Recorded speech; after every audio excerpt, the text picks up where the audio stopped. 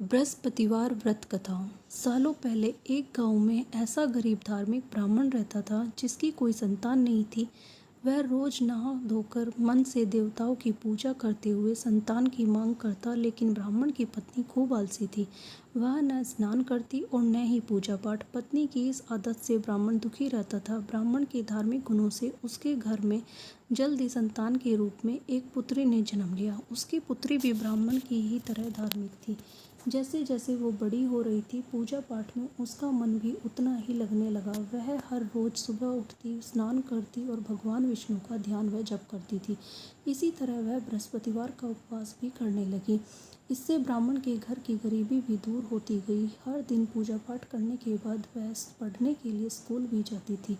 School जाते समय वह अपने हाथों की मुट्ठियों में जौ भरकर स्कूल के रास्ते में गिराती थी। जब वह स्कूल से वापस घर के लिए आती तो गिराए गए जौ के दाने सोने में बदल जाते थे, जिन्हें उठाकर वह घर लेकर चली आती थी। एक दिन ब्राह्मण की बेटी सोने के जौ सूप से साफ कर रही थी। तभी वहां आकर उसकी माँ ने कहा, बेटी, सोने के जौ को साफ करने के लिए सोने का सूप होना चाहिए। ब्राह्मण की बेटी को माँ की बात एकदम सही लगी।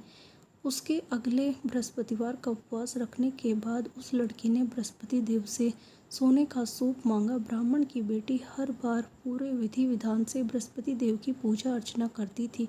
इससे प्रसन्न होकर भगवान उसकी सारी इच्छाएं भी पूरी कर देते थे। इसी तरह उन्होंने सोने का सूप वाली प्रार्थना को भी स्वीकार कर लिया। अगले दिन हर रोज की तरह ब्राह्मण की बेटी पूजा पाठ करके स्कूल गई और रास्ते में जौ के दाने बोती हुई गई।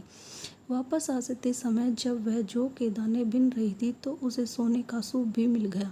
सोने का सूप लेकर वह घर आई, जिससे उसने सोने के जौ साफ किए। एक दिन इसी तरह ब्राह्मण की बेटी घर के बाहर बैठकर सोने के जौ को सोने के सूप से साफ कर रही थी। तभी उसके घर के सामने एक राजकुमार गुजर रहा था। राजकुमार ब्राह्मण की बेटी को देखते ही उस पर मोहित हो गया।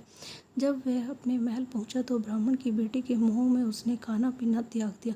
जब राजा को यह पता चला तो उन्होंने राजकुमार से इसका कारण राजकुमार ने अपने दिल का सारा हाल राजा को बताया। अगले ही दिन राजा ने अपने मंत्री के साथ ब्राह्मण के घर गया।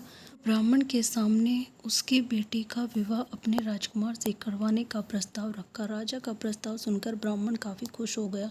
उसने तुरंत ही विवाह करने के लिए हाँ कर दी। कुछ ही दिनों में राजकुमार और ब्राह्मण की बेटी की शादी हो गई। इधर ब्राह्मण की बेटी शादी होने के बाद अपने ससुराल चली गई। उधर ब्राह्मण फिर से गरीब होने लगा। उसके बुरे दिन दोबारा वापस आ गए। एक दिन ब्राह्मण अपनी बेटी से मिलने के लिए उसके ससुराल गया। पिता की हालत देखकर उसने बहुत सारा धन देकर ब्राह्मण को विदा किया। बेटी का दिया हुआ धन कुछ ही दिनों में खत्म हो गया और ब्राह्मण गरीबी की वजह से परेशान हो गया। ब्राह्मण फिर से अपनी बेटी से मिलने के लिए महल गया और उसने बेटी को सारी समस्याएं बताई। अपने गरीब ब्राह्मण पिता की बातें सुनकर उसकी बेटी ने कहा, पिताजी, कल आप माँ को लेकर मेरे पास आए। मैं उन्हें बृहस्पति देव के उपवास और पूजन की विधि बताऊंगी। इसे करने से सारी समस्याएं दूर हो जाएगी। ब्राह्मण ने ऐसा ही किया। अगले दिन वह अपनी पत्नी को लेकर महल में बेटी से मिलने के लिए गया। पुत्री ने अपनी माँ को बहुत समझाया कि उन्हें आलस त्याग कर सुबह स्नान करना चाहिए और भगवान विष्णु की पूजा करनी चाहिए, लेकिन ब्राह्मण की पत्नी ने उसकी एक भी बात नहीं सुनी। वह अभी भी पहले की ही तरह रहती थी। माँ की ऐसी हरकतों से तंग आकर एक दिन उसकी पुत्री ने माँ को एक कोठरी में बंद कर दिया। उसे जबरन सुबह स्नान करवाया और भगवान विष्णु की पूजा करवाई। इससे उसकी माँ की बुद्धि में सुधार हो गया। अगले ही दिन से ब्राह्मण की पत्नी सुबह उठती, स्नान करती और भगवान विष्णु की पूजा करती। साथ ही बेटी के बताए अनुसार हर बृहस्पतिवार के दिन वह उपवास भी करने लगी।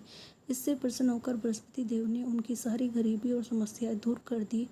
फिर वह एक सुखी और संपन्न जीवन जीने लगे। इस व्रत के प्रभाव से मृत्यु के बाद ब्राह्मण और उसकी पत्नी को स्वर्ग का द्वार भी मिला। कहानी से सीख, आलस्य करने से किसी भी का काम नहीं बनता। आलस्य को छोड़कर सुबह जल्दी उठकर पूजा की जाए तो मन भी शांत